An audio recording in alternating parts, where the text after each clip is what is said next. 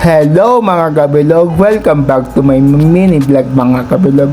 Nung isang araw pala ay birthday ng aking nanay. Sa kanyang 48th birthday, may simpleng ganap lang sa aming bahay.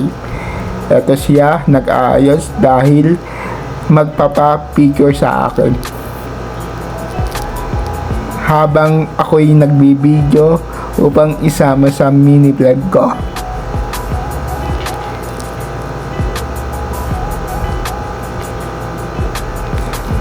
Pagkatapos ayan, pinicturan ko uli ang kanyang handa. Oops, may bilog na mahilig na mag-picture at tumila ba? Kala mo vlogger. Ayun na, nasa labas. At nagbigay pa sila ng cake para sa regalo sa aking nanay at dumating na sila. Ang mga pinsan ko at tiyuhin ko at mga tiyahin ko.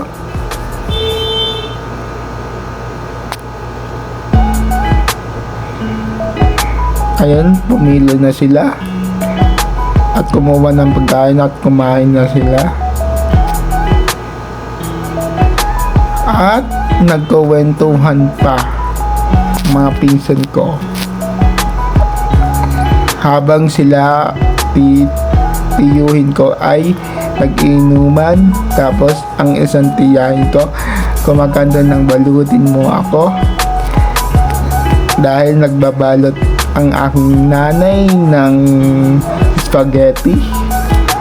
Pagkatapos diyan ay kinantahan na siya ng happy birthday upang i-blow ang kandila at nag-wish na siya. Yan.